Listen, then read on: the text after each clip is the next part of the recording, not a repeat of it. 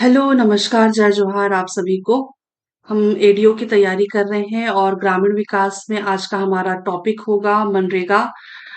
इसके एमसीक्यूज देखेंगे जो SK publication by Amardeep sir. ठीक है। तो अमरदीप सर का की बुक है ये।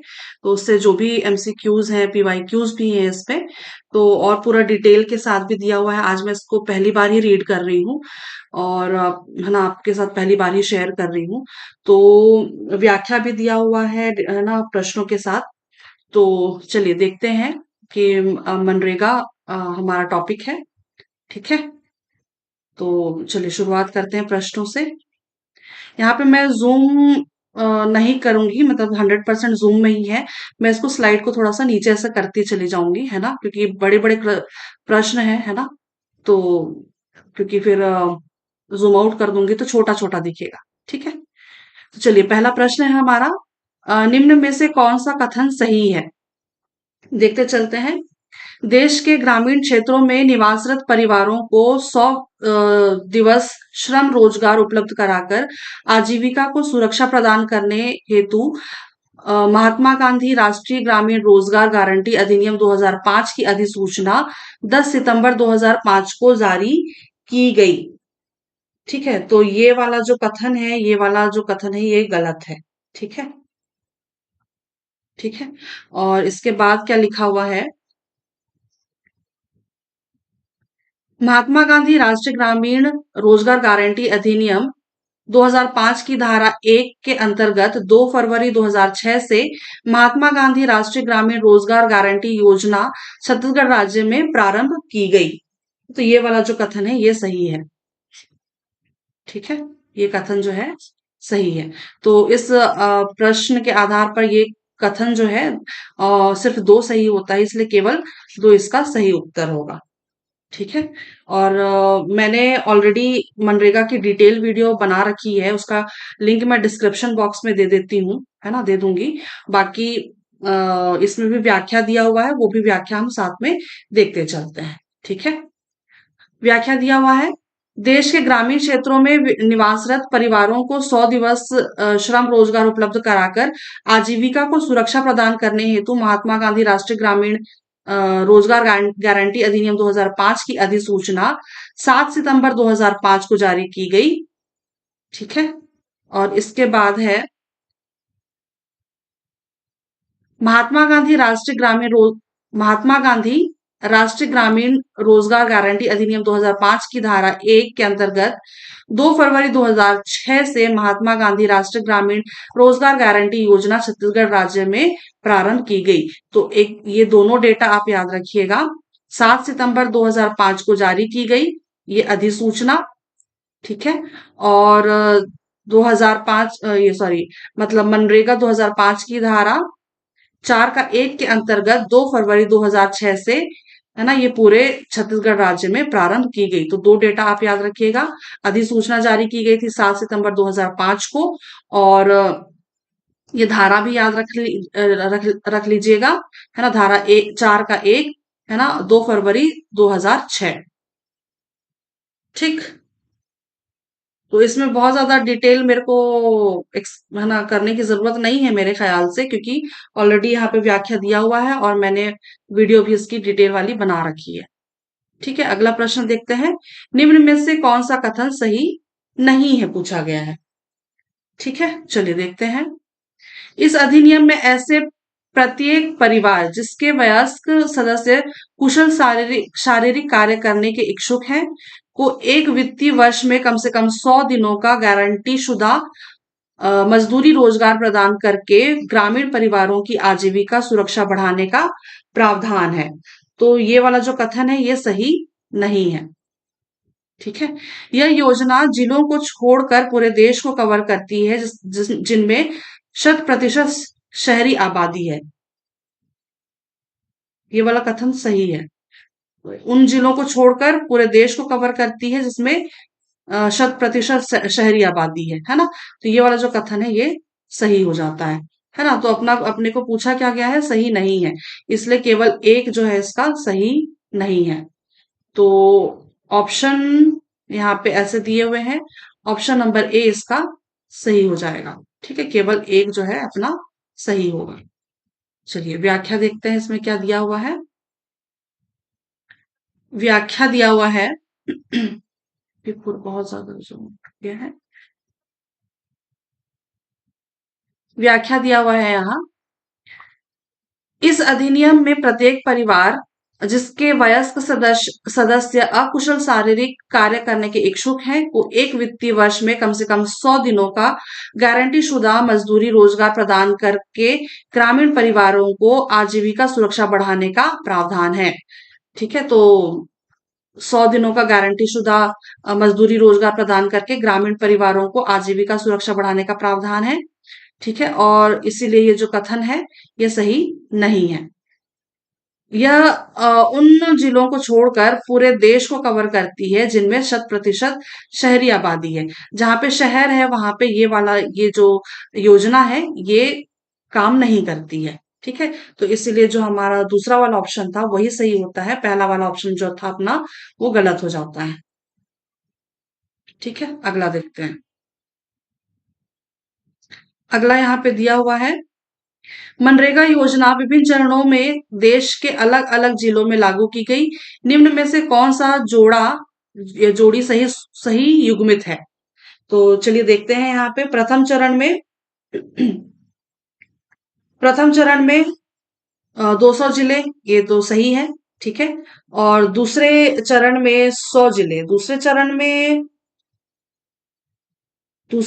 100 जिले नहीं थे, 7 जिले थे जहां तक, सॉरी 70 जिले थे शायद, जहां तक मुझे याद आ रहा है ना। तो ये जो दूसरा वाला ऑप्शन है ये वाला अपना गलत है। ठीक है, देखेंगे व्याख्या में भी दिया होगा, है ना। तृतीय चरण में शेष जिले, तो ये वाला जो कथन है ये सही होता है ना। बाकी जो तीसरे चरण में जो बाकी जो बच गए होते हैं ना वही जिले लाए जाते हैं। तो यहाँ पे पहला और तीसरा सही होता है। ठीक है, मनरेगा योजना विभिन्न चरणों में देश के अलग अलग जिलों में लागू की गई। इसमें से प्रथम चरण में 200 जिले और तीसरे जिले में शेष जिले। ठीक है, तो एक और तीन इसका सही उत्तर होगा, ऑप्शन नंबर बी। ठीक है, अगला देखते हैं। चलिए व्याख्या भी एक बार देख लेते हैं क्या दिया हुआ है दूसरे चरण में। इस अधिनियम को 2 फरवरी 2006 में 6 से प्रथम चरण में 200 जिले में अधिसूचित किया गया था।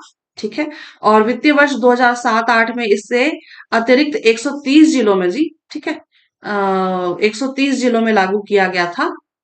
ठीक है, 1 अप्रैल 2007 से 113 जिले अधिसूचित किए गए थे और 15 मई 2007 से उत्तर प्रदेश में 17 जिले अधिसूचित किए गए थे।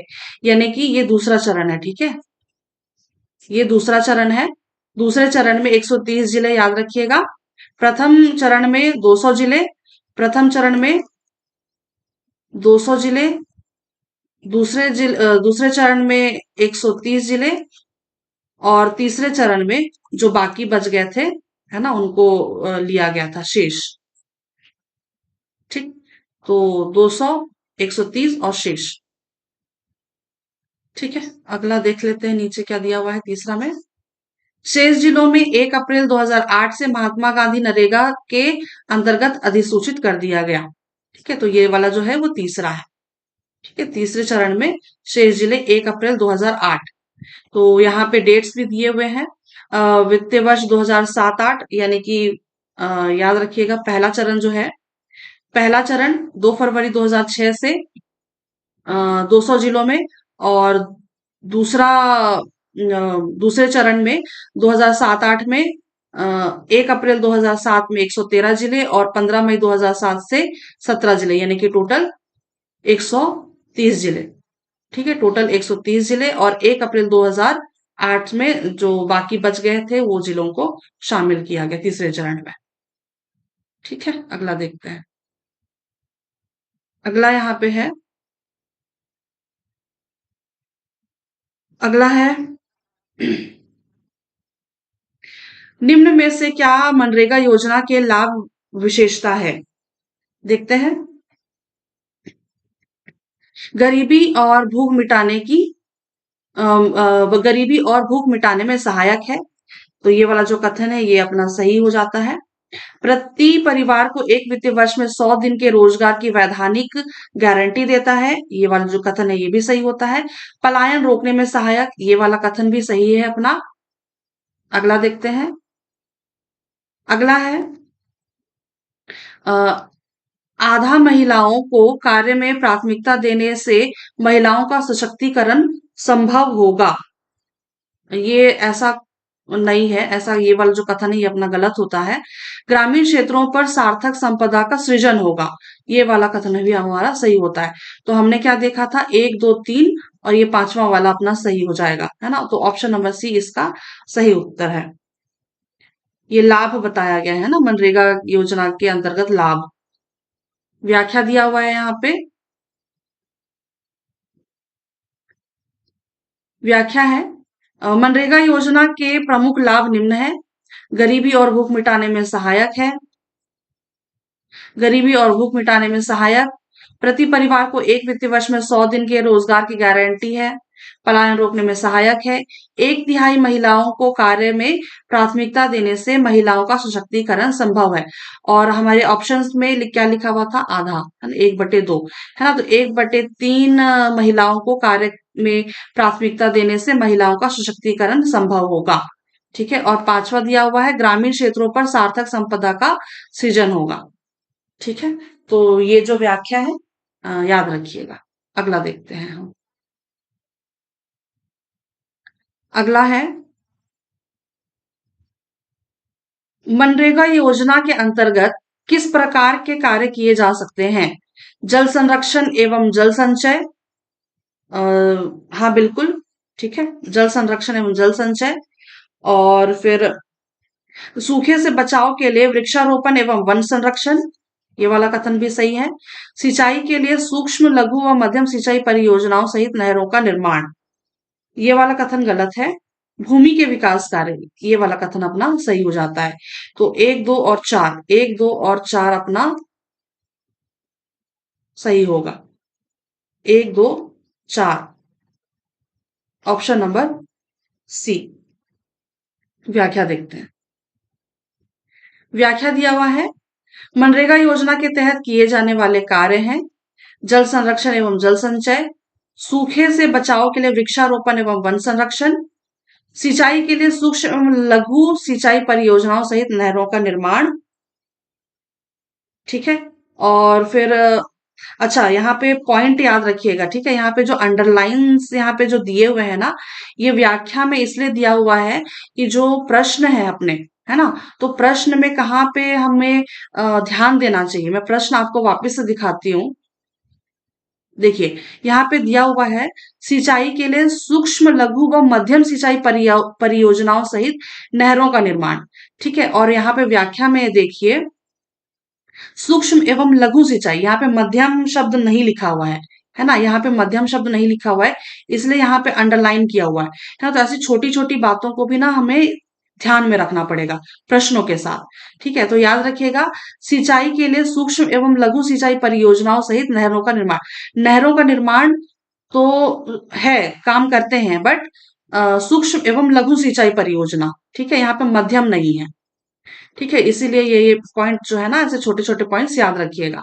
इसके अलावा है परंपरागत जल स्रोत संरचनाओं का पुनरुद्धार, तालाबों से मिट्टी निकालने सहित। ठीक है। और भूमि विकास के कार्य, भूमि विकास के कार्य। और इसके अलावा बाढ़ नियंत्रण एवं सुरक्षा परियोजनाएं, जिनमें जल भराव से ग्रस्त इलाकों से पानी की निकासी भी शामिल है। और हर मौसम में गांव गांव तक पहुंचने के रास्ते का निर्माण। तो ये जो है ये मनरेगा योजना के अंतर्गत ये 7 प्रकार के काम किए जाते हैं। ठीक है। चलिए अगला देखते हैं। आई होप मैं धीरे नहीं कर रही हूं, है ना। अगला देखते हैं।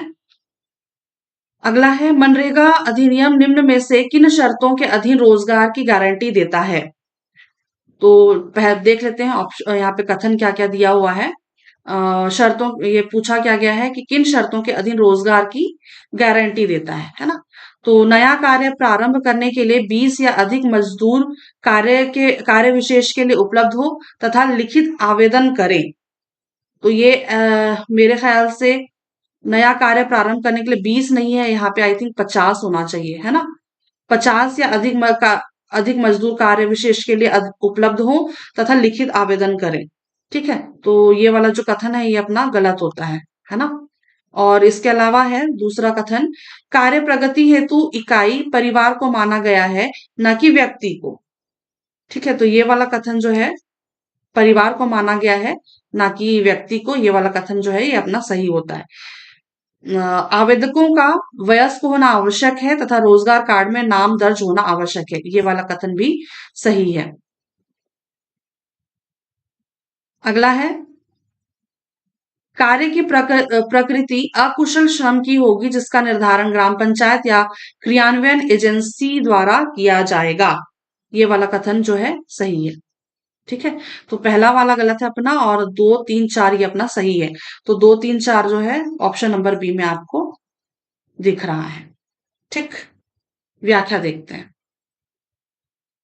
व्याख्या दिया हुआ है, अधिनियम के अंतर्गत रोजगार पाने के लिए निम्न शर्तें पूरा करना आवश्यक है ना? नया कार्य प्रारंभ करने के लिए 50 या अधिक मजदूर कार्य विशेष के लिए उपलब्ध हो तथा लिखित में आवेदन करें। ठीक है, और इसके अलावा कार्य प्राप्ति हेतु इकाई परिवार को माना गया है, ना कि व्यक्ति को। आवेदकों का वयस्क होना आवश्यक है तथा रोजगार कार्ड में नाम दर्ज होना अनिवार्य है। कार्य की प्रकृति अकुशल श्रम की होगी जिसका निर्धारण ग्राम पंचायत या क्रियान्वयन एजेंसी द्वारा किया जाएगा। ठीक, अगला देखते हैं। मैं इसलिए यहाँ पे एक्सप्लेन नहीं कर रही हूँ क्योंकि ऑलरेडी मैंने वीडियो बना रखी है एक्सप्लेनेशन की। ठीक है, बाकी यहाँ पे जो भी व्याख्या दिया हुआ है वो हम सिर्फ रीड कर रहे हैं और प्रश्न को सॉल्व कर रहे हैं। ठीक, चलिए अगला हम देखते हैं, निम्न में से कौन सा कथन सही है? चलिए पढ़ते चलते हैं, कौन सा कथन सही है। मनरेगा योजना को केंद्र सरकार के वित्तीय सहयोग से राज्य सरकार इसे लागू करेगी, पहला वाला कथन है अपना सही। मनरेगा योजना के क्रियान्वयन की मौलिक इकाई ग्राम पंचायत होगी जहां पर कार्यक्रम अधिकारी होगा, ये वाला कथन गलत है। पंचायत एवं ग्रामीण विकास विभाग द्वारा जिला कार्यक्रम समन्वयक तथा कार्यक्रम अधिकारी को योजना के सफल क्रियान्वयन हेतु आवश्यक वित्तीय एवं प्रशासकीय शक्तियां प्रत्यायोजित की जाएगी, ये वाला कथन सही है। तो 1 और 3 अपना सही होता है। 1 और 3 ऑप्शन नंबर बी अपना सही होगा। व्याख्या देखते हैं। व्याख्या दिया हुआ है, मनरेगा योजना को केंद्र सरकार के वित्तीय सहयोग से राज्य सरकार इसे लागू करेगी। तीनों स्तरों पर ग्राम, जनपद और जिला पर पंचायत ही नियोजन एवं क्रियान्वयन के लिए मुख्य प्राधिकरण होगी। फिर भी क्रियान्वयन की मौलिक इकाई जनपद पंचायत होगी जहां पर कार्यक्रम अधिकारी होगा। ठीक है, जहां पर कार्यक्रम अधिकारी होगा। तो ये वाला व्याख्या याद रखिएगा, तीनों स्तर ग्राम, जनपद एवं जिला पर पंचायत ही नियोजन एवं क्रियान्वयन के लिए मुख्य प्राधिकरण होगी। फिर भी क्रियान्वयन की मौलिक इकाई जो होगी वो जनपद पंचायत होगी जहां पर कार्यक्रम अधिकारी होगा। तीसरा पॉइंट, पंचायत एवं ग्रामीण विकास विभाग द्वारा जिला कार्यक्रम समन्वय तथा कार्यक्रम अधिकारी को योजना के सफल क्रियान्वयन हेतु आवश्यक वित्तीय एवं प्रशासकीय शक्तियां प्रत्यायोजित की जाएगी। अगला प्रश्न देख लेते हैं, निम्न में से कौन सा कथन सही है? चलिए देखते हैं। मनरेगा योजना प्रथम चरण में छत्तीसगढ़ में 11 जिलों में प्रारंभ की गई थी, ये बिल्कुल सही है। मनरेगा योजना द्वितीय चरण में छत्तीसगढ़ के 4 जिलों में लागू की गई थी, ये वाला कथन भी सही है। मनरेगा योजना तृतीय चरण में छत्तीसगढ़ के समस्त जिलों में लागू की गई। तो तीनों चरणों में ये जो 3 कथन है, ये तीनों कथन जो है अपने सही होते हैं। 1, 2 और 3, 1, 2 और 3 तीनों कथन सही हैं। ऑप्शन नंबर डी में इसका सही उत्तर है। ठीक, चलिए अगला प्रश्न करते हैं। व्याख्या दिया होगा, देख लेते हैं। व्याख्या दिया हुआ है, ये तो कुछ दिक्कत हो गया। चलिए देख लेते हैं क्या लिखा हुआ है।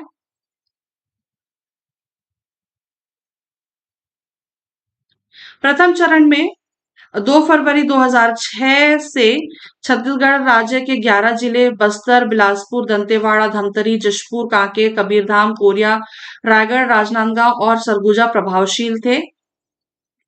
ठीक है, 2 फरवरी 2006 से छत्तीसगढ़ के 11 जिले। ठीक है, और कौन कौन से जिले थे? बस्तर, बिलासपुर, दंतेवाड़ा, धमतरी, जशपुर, कांकेर, कबीरधाम, कोरिया, रायगढ़, राजनांदगांव और सरगुजा।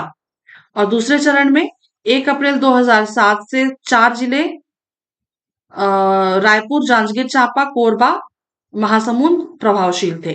और तृतीय चरण में बाकी जितने भी बचे हुए थे जिले 1 अप्रैल 2008 से दुर्ग जिले में प्रारंभ किए जाने से समस्त राज्य के समस्त जिलों में योजना प्रभावशील हो गया था।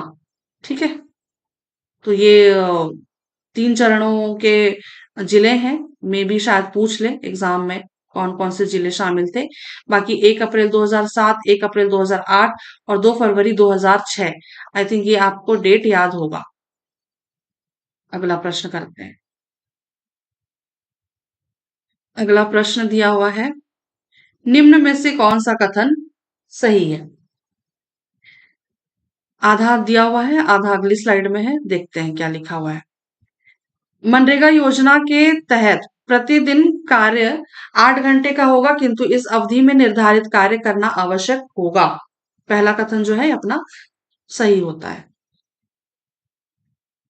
पहला कथन जो है सही है ना? 8 घंटे का होगा काम करने का टाइम, और इस अवधि में निर्धारित कार्य करना आवश्यक होगा। मनरेगा योजना के तहत भुगतान साप्ताहिक अथवा अधिकतम 15 दिवस के अंदर होना आवश्यक है। ये वाला जो कथन है ये भी जो है ना, ये सही होता है अपना। ठीक है, और अगला देखते हैं क्या है। अगला है, मनरेगा योजना के तहत पुरुष और महिला के लिए मजदूरी दर अलग अलग होती है। हाँ, पुरुष और महिला के लिए जो है ये अलग अलग नहीं होती है, समान होती है, एक समान होती है। ठीक है, तो पहला और दूसरा ही अपना सही है। ठीक है, तो ऑप्शन नंबर ए इसका सही उत्तर होगा। चलिए व्याख्या देखते हैं। व्याख्या दिया हुआ है, मनरेगा योजना के तहत प्रतिदिन कार्य 8 घंटे का होगा, यानी कि विश्राम की अवधि को मिला के, और किंतु इस अवधि में निर्धारित कार्य करना आवश्यक होगा। ठीक है, प्रतिदिन काम करने का टाइम जो होगा वो 8 घंटे का होगा, और विश्राम की अवधि को मिला करके भी। ठीक है, और मनरेगा योजना के तहत भुगतान साप्ताहिक होगा अथवा अधिकतम 15 दिवस के अंदर होना आवश्यक है। इसके अलावा मनरेगा योजना के तहत पुरुष और महिला के लिए मजदूरी दर जो है वो समान होगी, और यहाँ पे किसी प्रकार का लैंगिक भेदभाव पूरी तरह से मना है। ठीक, अगला देखते हैं। अगला है, मजदूरों को कार्यस्थल पर निम्न में से क्या अनिवार्य सुविधा मिलेगी? स्वच्छ पेयजल, ये मिलेगा। आराम के लिए छांव की व्यवस्था भी है। प्राथमिक उपचार की व्यवस्था भी है। कार्यस्थल पर भोजन की सुविधा, भोजन की सुविधा नहीं है, है ना? और आराम भाई जो वहां पे काम करने वाले मजदूर होंगे वो अपना जो भोजन लेकर के जाएंगे वो, है ना, जहाँ पे आराम करते हैं वहां खा सकते हैं, पेड़ की छांव पे जहां पे भी वो बैठ करके खाना चाहते हैं वो खा सकते हैं। बट उनको जो भोजन की सुविधा है वो वहां पे नहीं मिलेगी। ठीक है, तो यहाँ पे ये 1, 2 और 3 जो है ये अपना सही होता है। 1, 2 और 3, ऑप्शन नंबर सी इसका सही उत्तर होगा। व्याख्या दिया हुआ है, मनरेगा योजना के तहत कार्यस्थल पर मजदूरों को निम्न सुविधाएं प्रदान करना आवश्यक है। कौन कौन सी सुविधाएं प्रदान करना आवश्यक है? स्वच्छ पेयजल, आराम के लिए छांव की व्यवस्था, आपातकालीन उपचार हेतु पर्याप्त सामग्री के साथ प्राथमिक उपचार की व्यवस्था, यानी कि फर्स्ट एड बॉक्स वगैरह, है ना, ये सारी चीजें वहां पे होना आवश्यक है। अगला देखते हैं। अगला यहाँ दिया हुआ है, मनरेगा योजना के तहत निम्न में से कौन सा कथन सही है? कौन सा कथन सही है? चलिए पढ़ते हैं। यदि कार्यस्थल पर कार्यरत महिलाओं के 5 वर्ष से कम आयु के 5 या अधिक बच्चे हैं, तो शिशु घर की व्यवस्था किए जाने का प्रावधान है। ये बिल्कुल सही है ना? ये बिल्कुल सही है पहला वाला कथन। बच्चों की देखरेख हेतु एक महिला श्रमिक की नियुक्ति की जाएगी। वह महिला अन्य मजदूरों को दी जाने वाली न्यूनतम न्यूनतम मजदूरी का 1/2 हिस्सा प्राप्त करने के हक की हकदार होगी। तो ऐसा नहीं है कि, है ना, मतलब उस महिला को काम करने के लिए रख तो सकते हैं, है ना, बट 1/2 हिस्सा प्राप्त करने का हकदार होगी, ये वाला जो कथन है अपना गलत होता है ना? ये वाला कथन जो है अपना गलत होता है। पहला वाला सही है कि 5 वर्ष से कम आयु के 5 या अधिक बच्चे हैं तो शिशु घर की व्यवस्था का प्रावधान है। ठीक है, तो ऑप्शन ए इसका सही उत्तर होगा, केवल एक। व्याख्या देखते हैं।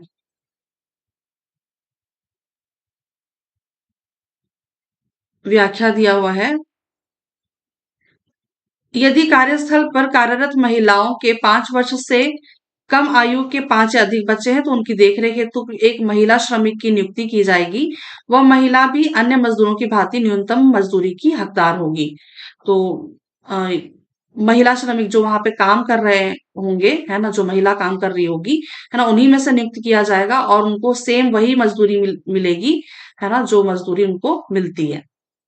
ठीक है, न्यूनतम मजदूरी की हकदार होगी। ठीक, चलिए अगला देखते हैं। अगला है, मनरेगा योजना के तहत काम कहाँ प्राप्त होगा? मनरेगा योजना के तहत काम कहाँ प्राप्त होगा? गांव में ही 5 किलोमीटर की परिधि के अंदर काम दिया जाएगा।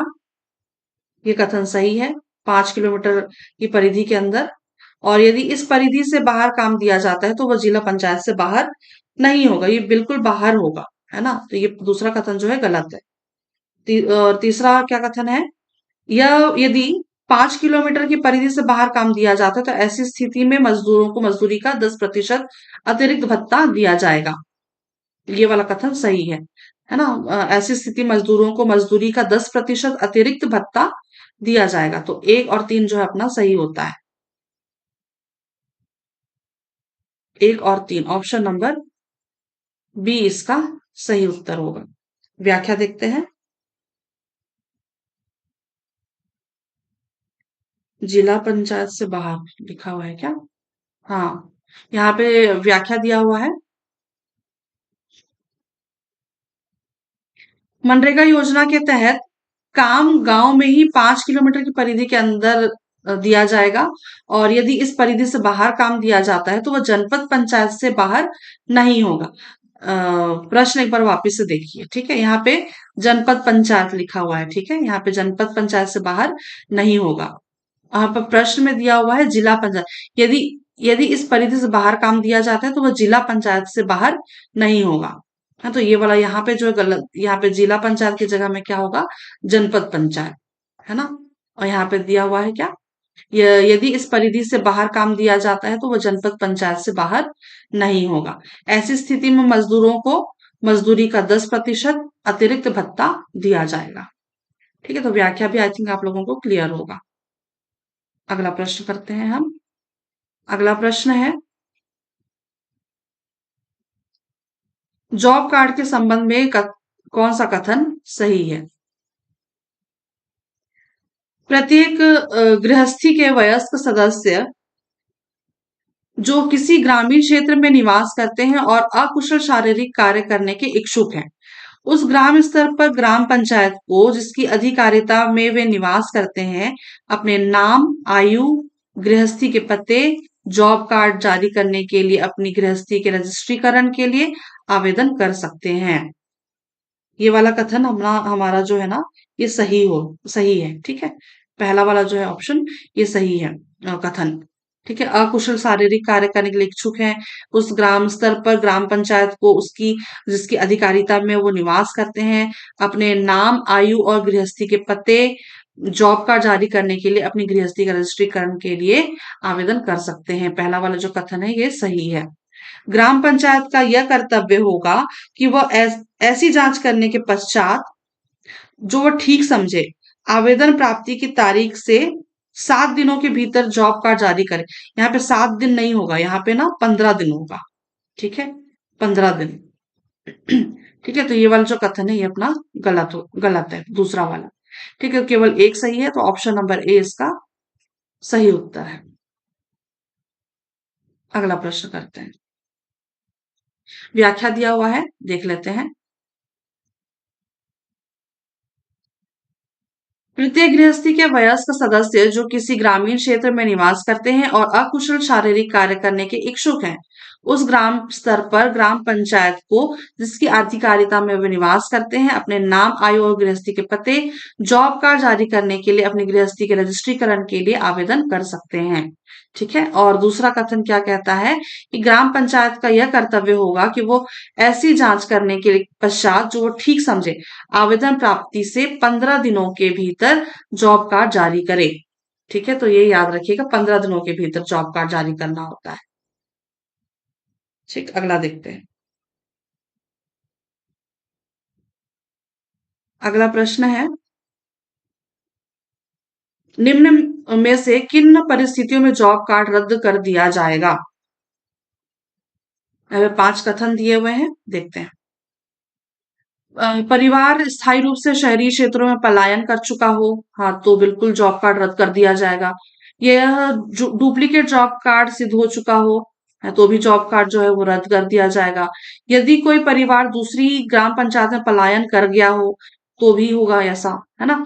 इसे फर्जी दस्तावेजों के आधार पर पंजीकृत किया गया हो तो भी जॉब कार्ड जो है वो रद्द कर दिया जाएगा। और नियमित आधार पर काम की मांग न किए जाने पर, तो ऐसी स्थिति में जॉब कार्ड जो है वो रद्द नहीं होता है ना। तो ये वाला जो कथन है ये अपना पांचवा को छोड़ करके 1, 2, 3 और 4, ऑप्शन नंबर सी इसका सही उत्तर है। ठीक, अगला देखते हैं। व्याख्या दिया हुआ है, नियमित आधार पर अ, और निश्चित रूप से कार्यों की मांग न किए जाने या रिपोर्ट न किए जाने के आधार पर भी जॉब कार्ड को रद्द नहीं किया जाएगा। जॉब कार्डों को विधिवत सत्यापन के बाद केवल तभी रद्द किया जा सकता है जब परिवार स्थायी रूप से शहरी क्षेत्रों में पलायन कर चुका हो, या डुप्लीकेट जॉब कार्ड सिद्ध हो चुका हो, या इसे फर्जी दस्तावेजों के आधार पर पंजीकृत किया गया हो, अर्थात जो प्राधिकृत कार्मिक द्वारा जारी ना किया गया हो, या नकली आईडी के आधार पर, या किसी फर्जी व्यक्ति को जारी किया गया हो। इसके अलावा यदि कोई परिवार दूसरी पंचायत में पलायन कर गया हो, तो ऐसी स्थिति जब बनती है तब सिर्फ तभी जो है ना ये जॉब कार्ड जो है वो रद्द कर दिया जाता है। अगला प्रश्न देखते हैं। अगला प्रश्न दिया हुआ है, यदि कोई यदि कोई ग्राम पंचायत क्षेत्र को नगर पंचायत घोषित कर दिया जाए तो उस ग्राम पंचायत में मौजूद परिवार के जॉब कार्ड का क्या होगा? अगर कोई ग्राम पंचायत है ना, वो ग्राम पंचायत अभी नगर पंचायत अगर बन जाता है, उसको घोषित कर दिया जाता है, तो नगर पंचायत तो अब रह नहीं जाता। तो वहां पे जॉब कार्ड, वहां पे मौजूद जो परिवारों के जो जॉब कार्ड है तो उनका क्या होगा, इसके बारे में ये प्रश्न दिया गया है। तो यहाँ पे जो है ना, सीधा यहाँ पे कैसे ऑप्शंस दिए हुए हैं, यहाँ पे सीधा सीधा से जो है ना वो जॉब कार्ड रद्द हो जाएगा, है ना। जब ग्राम पंचायत ही नहीं रहेगी तो स्वाभाविक सी बात है कि जॉब कार्ड वहां का जो है ना वो रद्द हो जाएगा। ठीक है, तो ऑप्शन नंबर ए इसका सही उत्तर है। व्याख्या देख लेते हैं एक बार।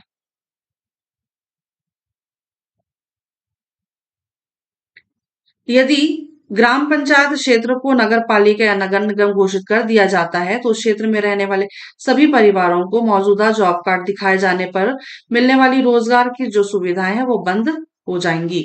ऐसे सभी कार्डों को स्वतः ही रद्द माना जाएगा। ठीक, अगला देखते हैं। ऑटोमेटिकली जो है वो रद्द हो जाएगा ऐसे। अगला देखते हैं। अगला प्रश्न है, मनरेगा योजना के संबंध में कौन सा कथन सही है? कौन सा कथन सही है। चलिए देखते हैं। पंजीकृत परिवार का ऐसा प्रत्येक वयस्क सदस्य जिसका नाम जॉब कार्ड में है, योजना के अधीन अकुशल शारीरिक कार्य के लिए आवेदन का हकदार होगा। वापस पढ़ती हूँ मैं। पंजीकृत परिवार का ऐसा प्रत्येक वयस्क सदस्य जिसका नाम जॉब कार्ड में है, योजना के अधीन अकुशल शारीरिक कार्य करने के लिए आवेदन का हकदार होगा। ये कथन है सही। ठीक है। कार्य की मांग के पंजीकरण की तारीख या अग्रिम आवेदनों के मामले में जिस तारीख को कार्य की मांग की गई है, जिस तारीख को कार्य की मांग की गई है, इसमें इनमें से जो भी बाद का हो उस तारीख से 15 दिनों के भीतर कार्य उपलब्ध कराया जाएगा। तो ये वाला जो कथन है ये भी सही है ना। दूसरा वाला जो कथन है ये भी सही है ना। कार्य की मांग के पंजीकरण की तारीख या अग्रिम आवेदनों के मामले में जिस तारीख को कार्य की मांग की गई, इनमें से जो भी बाद का हो उस तारीख से 15 दिनों के भीतर कार्य उपलब्ध कराया जाएगा। तो ये वाला जो है पॉइंट, ये वाला भी सही है। तो एक और दो दोनों सही है। ऑप्शन नंबर सी में इसका सही उत्तर दिख रहा है। व्याख्या देख लेते हैं, पढ़ते हैं एक बार क्या लिखा हुआ है। वही चीजें लिखी हुई है व्याख्या में भी। ठीक है। पंजीकृत परिवार का ऐसा प्रत्येक वयस्क जिसका नाम जॉब कार्ड में है, योजना के अधीन अकुशल शारीरिक कार्य के लिए आवेदन का हकदार होगा और ऐसे सभी आवेदनों का अनिवार्य रूप से पंजीकरण किया जाएगा। तारीख युक्त रसीद दी जाएगी और कंप्यूटर सिस्टम में उसकी प्रविष्टि की जाएगी। प्रविष्टि का मतलब होता है एंट्री। ये सारी चीजें मैंने डिटेल वाली वीडियो में बता रखी है। ठीक है।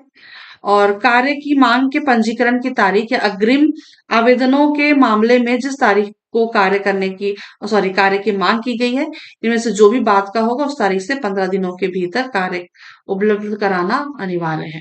तो ये सारी चीजें हैं व्याख्या में। ठीक है। तो याद रखिएगा इन सब। अगला देखते हैं। निम्न में से कौन सा कथन सही है? कौन सा कथन सही है? चलिए देखते हैं। इस अधिनियम का उद्देश्य अकुशल कार्य करने के लिए इच्छुक प्रत्येक ग्रामीण व्यक्ति को एक वित्तीय वर्ष में कम से कम 100 दिनों का मजदूरी रोजगार उपलब्ध कराना है। ये वाला कथन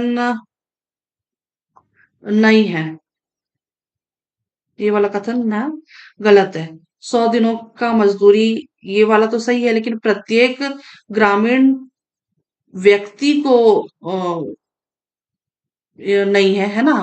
प्रत्येक ग्रामीण परिवार होना चाहिए यहाँ पे मेरे हिसाब से, है ना।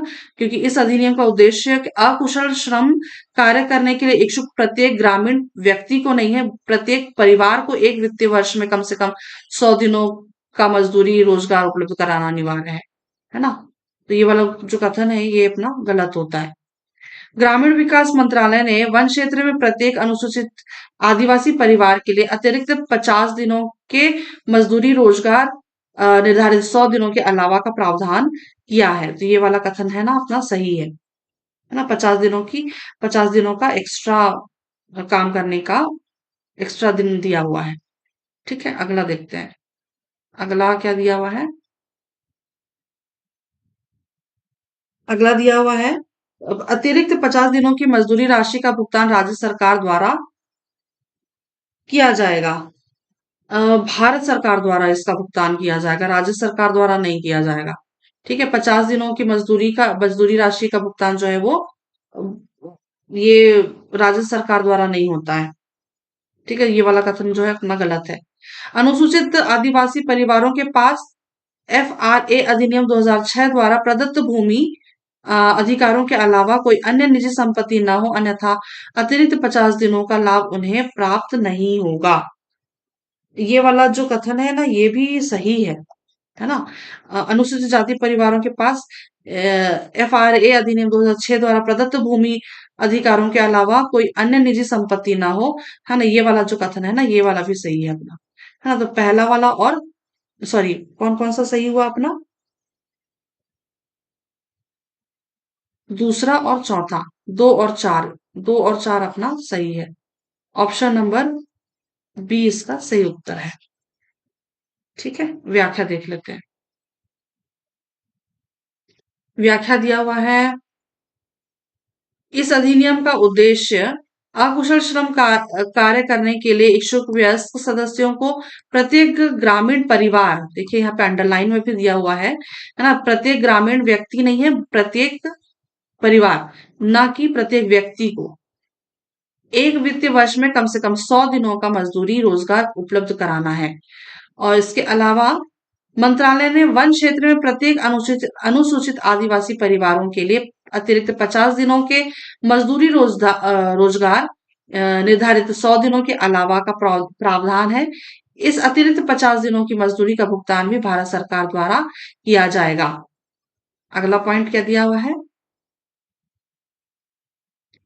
वन अधिकार वन अधिकार पट्टाधारकों को 150 दिन कार्य तभी उपलब्ध कराया जाएगा जब इन परिवारों के पास FRA अधिनियम 2006 द्वारा प्रदत्त भूमि अधिकारों के अलावा कोई और अन्य निजी संपत्ति ना हो। बांटी गई भूमि है ना, मतलब ये प्रदत्त भूमि का मतलब होता है बांटी गई, मतलब ये FRA अधिनियम जो है ये इस ऐसे परिवारों को दिया गया है जो मतलब सरकार की तरफ से ऐसे जमीन दिए गए हैं जो मतलब ये कहना चाहिए कि आदिवासी जनजातियों को जातियों को ऐसे परिवारों को है ना, ऐसे वो दिए हुए हैं है ना, प्रदत्त मतलब होता है देना है ना। अ, जो सरकारी जमीन होती है तो ऐसे जमीनों को उनको दिया जाता है काम करने के लिए है ना, तो ऐसे जमीनों के अलावा अपना खुद का उनका कोई निजी संपत्ति ना हो, तो ऐसे लोगों को ही क्या होगा, 150 दिनों का काम दिया जाएगा। अगला देखते हैं। अगला प्रश्न है, निम्न में से कौन सा कथन सही है? महात्मा गांधी नरेगा के तहत किए गए उपबंधों का प्रयोग करते हुए केंद्र सरकार ने उन ग्रामीण क्षेत्रों में जॉब कार्ड धारकों को एक वित्तीय वर्ष में सुनिश्चित 100 दिनों के अलावा अतिरिक्त 50 दिनों के अकुशल शारीरिक कार्य उपलब्ध कराने का निर्णय लिया है, जिन्हें सूखा या प्राकृतिक आपदाओं से प्रभावित क्षेत्रों गृह मंत्रालय के अनुसार के रूप में अधिसूचित किया गया है। तो ये वाला जो कथन है सही है। ठीक है, 100 दिनों के अलावा 50 दिन का और काम। और ठीक है, तो ये जिन्हें सूखा या प्राकृतिक आपदाओं से प्रभावित क्षेत्र, ठीक है, पहाड़ी क्षेत्र जिनको कह सकते हैं है ना। अगला देखते हैं। अगला है, सूखा या प्राकृतिक आपदा से प्रभावित क्षेत्रों के रूप में अधिसूचित ग्रामीण क्षेत्रों में 100 दिनों के अलावा 50 दिनों का अतिरिक्त अकुशल श्रम कार्य उपलब्ध कराने की अधिसूचना को कृषि सहकारिता और किसान कल्याण मंत्रालय की सिफारिशों के आधार पर ग्रामीण विकास मंत्रालय द्वारा जारी किया जाता है। ये वाला कथन भी जो है अपना सही है ना, तो एक और दो दोनों सही है। ऑप्शन नंबर सी इसका सही उत्तर होगा। एक और दो दोनों सही है ना। व्याख्या है, उपरोक्त दोनों कथन सही है। नोट क्या दिया हुआ है, छत्तीसगढ़ सरकार सूखा व प्राकृतिक आपदा प्रभावित क्षेत्रों में 200 दिन का अतिरिक्त 50 दिन रोजगार उपलब्ध कराती है और यह अतिरिक्त 50 दिनों की मजदूरी का भुगतान राज्य सरकार द्वारा किया जाता है। मतलब ये छत्तीसगढ़ सूखा, मतलब जो जहाँ पे ऐसे सूखा और प्राकृतिक आपदा यानी कि पहाड़ी क्षेत्र, पर्वतीय क्षेत्र है ना, तो ऐसे क्षेत्र वहां पे 200 दिनों का रोजगार है और इसके अलावा है ना मतलब 200 दिन का रोजगार उपलब्ध कराती है और अतिरिक्त 50 दिन का। ठीक है, तो और ये जो 50 दिन का जो मजदूरी भुगतान है वो कौन करेगा? राज्य सरकार। अगला प्रश्न करते हैं। अगला प्रश्न है, रोजगार भत्ते के संबंध में निम्नलिखित में से संबंध में कौन सा कथन सही नहीं है? चलिए देखते हैं। यदि मनरेगा योजना के अधीन नियोजन के लिए किसी आवेदक को नियोजन चाहने वाले उसके आवेदन की प्राप्ति के 15 दिन के भीतर ऐसा नियोजन उपलब्ध नहीं कराया जाता है, तो वह एक दैनिक बेरोजगारी भत्ते का हकदार होगा। ये वाला कथन गलत है। ठीक है। इसमें ना, एक मिनट, कुछ गड़बड़ है, एक मिनट, एक मिनट। रोजगार भत्ते के संबंध में कौन सा कथन सही नहीं है पूछा गया है। तो ये वाला जो कथन है, तो ये तो सही लग रहा है मुझे। एक मिनट, ये वाला जो कथन है ये सही है। यदि मनरेगा योजना के अधीन नियोजन के लिए किसी आवेदक को नियोजन चाहने वाले उसके आवेदन की प्राप्ति के 15 दिन के भीतर ऐसा नियोजन उपलब्ध नहीं कराया जाता है, तो वह एक दैनिक बेरोजगारी भत्ते का हकदार होगा। हाँ, ये वाला कथन जो है ना, ये सही होगा। कैसे? क्योंकि अ, वो मतलब जो आवेदक है वो तो चाह रहा है ना? उसने आवेदन दे दिया, लेकिन जो उसको अ, काम देने वाला है ना?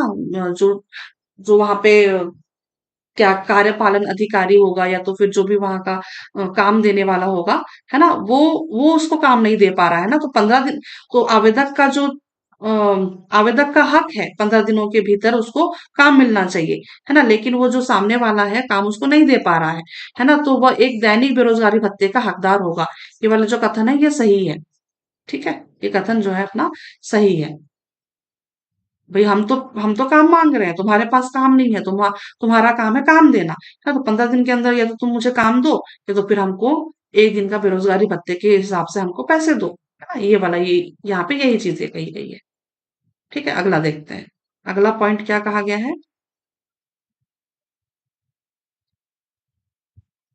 दैनिक बेरोजगारी भत्ते की दर वित्तीय वर्ष के दौरान पहले 30 दिनों के लिए मजदूरी दर की कम से कम आधी तथा वित्तीय वर्ष की शेष अवधि के लिए मजदूरी दर की कम से कम एक चौथाई होगी। दैनिक बेरोजगारी भत्ते की दर वित्तीय वर्ष के दौरान पहले 30 दिनों कम से कम आधी होगी, एक चौथाई नहीं होगी। ठीक है, तो ये थोड़ा सा गड़बड़ लग रहा है, ये वाला कथन जो मुझे गलत लग रहा है। ये वाला कथन जो है ना, ये गलत है। व्याख्या में देखेंगे क्या लिखा हुआ है ना? ये कथन मुझे गलत लग रहा है। 30 दिनों के लिए मजदूरी दर की कम से कम आधी, मजदूरी दर का, चलिए व्याख्या में देखेंगे, लेकिन ये वाला जो कथन है ना ये गलत है, गलत ही लग रहा है मुझे, है ना? बेरोजगारी भत्ते का भुगतान केंद्र सरकार द्वारा किया जाता है। ये केंद्र सरकार द्वारा नहीं किया जाता, ये राज्य सरकार द्वारा किया जाता है। ये भी मैंने डिटेल वाली वीडियो में बताया भी हुआ है ना? ये सारी, मतलब ये सब कुछ हमने ना डिटेल वाली वीडियो में हमने कर रखा है ना? तो ये वाला जो कथन है ना, ये वाला भी, तीसरा वाला भी गलत होता है। तो 2 और 3 इसका सही उत्तर होगा, है ना? क्या वो सही नहीं है पूछा गया था ना? तो 2 और 3 जो है ये अपना सही नहीं है, इसलिए ऑप्शन नंबर डी इसका सही उत्तर होगा। व्याख्या देखते हैं क्या दिया हुआ है। यदि मनरेगा योजना के अधीन नियोजन के लिए किसी आवेदक को नियोजन चाहने वाले, नियोजन का मतलब आप समझते होंगे ना, प्रोजेक्ट एक तरह से, है ना? या फिर इसी को हम कह सकते हैं काम, या फिर ना प्लानिंग कह सकते हैं, है ना? प्रोजेक्ट प्लानिंग वगैरह ये सब, है ना? काम। तो नियोजन चाहने वाले उसके आवेदन की प्राप्ति के 15 दिन के भीतर ऐसा नियोजन उपलब्ध नहीं कराया जाता है, तो एक दैनिक बेरोजगारी भत्ते का हकदार होगा।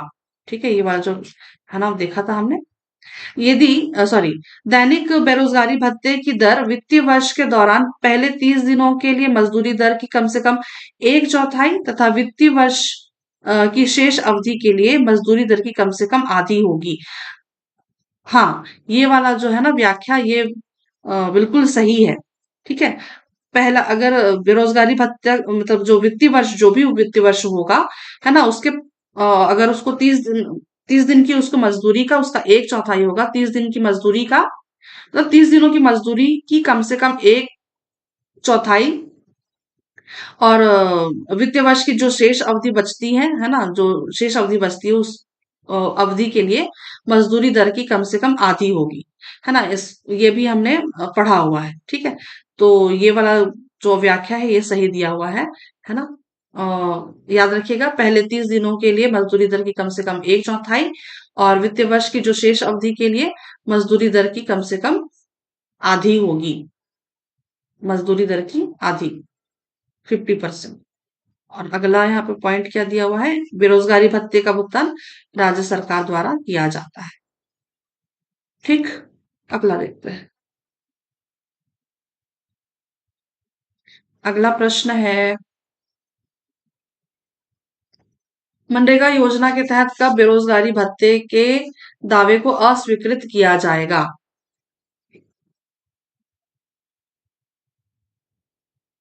प्रश्न है, मनरेगा योजना के तहत कब बेरोजगारी भत्ते के दावे को अस्वीकृत किया जाएगा? देखते हैं।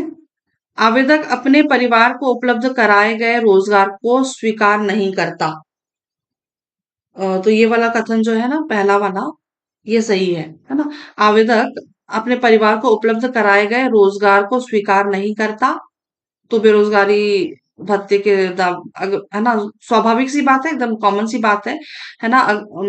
उस वक्त बेरोजगारी भत्ता के लिए वो दावा कैसे कर सकता है जब उसने है ना, रोजगार को ही स्वीकार नहीं किया, तो है ना। तो पहला वाला कथन जो है ये सही है। ठीक है, और फिर दूसरा कथन क्या है, कार्यक्रम अधिकारी तथा क्रियान्वयन एजेंसी द्वारा अधिसूचित किए गए 7 दिनों के भीतर कार्य के लिए रिपोर्ट नहीं करता। तो ये वाला कथन जो है ना, ये 7 दिन नहीं है, ये 15 दिनों के भीतर, 15 दिनों का टाइम इनको दिया जाता है। ठीक है, अगर उस वक्त वो रिपोर्ट नहीं करता है तो ये वाला जो कथन है ना, ये क्या कहना चाहिए, तो ऐसी स्थिति में भी ये वाला जो कथन है ये अपना गलत हो जाता है ना। 7 दिनों के भीतर नहीं है, 15 दिनों के भीतर है, ये वाला जो कथन है गलत है अपनी। ठीक है, अगला प्रश्न, अगला कथन क्या है, संबंधित क्रियान्वयन एजेंसी से अनुमति लिए बगैर 1 सप्ताह से अधिक समय तक लगातार काम पर नहीं आता, तो भी ऐसी कंडीशन पर भी है ना, बेरोजगारी भत्ता जो है वो अस्वीकृत किया जाएगा। ठीक है, तो 1 और 3 अपना सही होता है। 1 और 3, 1 और 3, ऑप्शन नंबर सी में इसका सही उत्तर है। व्याख्या देखते हैं। व्याख्या दिया हुआ है यहाँ पे, बेरोजगारी भत्ते के दावे को अस्वीकृत कर दिया जाएगा जब आवेदक अपने परिवार को उपलब्ध कराए गए रोजगार को स्वीकार नहीं करता या करती है, या कार्यक्रम अधिकारी अथवा क्रियान्वयन एजेंसी द्वारा अधिसूचित किए गए 15 दिनों के भीतर कार्य के लिए रिपोर्ट नहीं करता, है ना, तो भी अस्वीकार कर दिया जाएगा, अस्वीकृत कर दिया जाएगा बेरोजगारी भत्ते के दावे को। और फिर संबंधित क्रियान्वयन एजेंसी से अनुमति लिए बगैर 1 हफ्ते से अधिक समय तक लगातार काम पर नहीं आता या आती है, तो ऐसी कंडीशंस पर भी जो है बेरोजगारी भत्ते के दावे को अस्वीकृत कर दिया जाएगा। ठीक, तो आज के लिए हम बस इतना ही रखते हैं, है ना। करीब 20 या 21 प्रश्न हो गए हैं, है ना। और अगला, क्योंकि बहुत बड़ा टॉपिक है ये, है ना, तो हम इसको पार्ट पार्ट में ही देखेंगे, क्योंकि वीडियो फिर बहुत ज्यादा लंबी हो जाती है, क्योंकि हम साथ में क्या व्याख्या भी देखते चल रहे हैं, है ना। सिर्फ प्रश्न कर रहे होते तो दिक्कत नहीं थी, बट आज के लिए बस इतना ही रखते हैं। ठीक है, नेक्स्ट जो भी होगा, अगला क्वेश्चन हम नेक्स्ट वाली वीडियो में करेंगे मनरेगा से। तब तक के लिए आप सभी को धन्यवाद, शुक्रिया और आभार।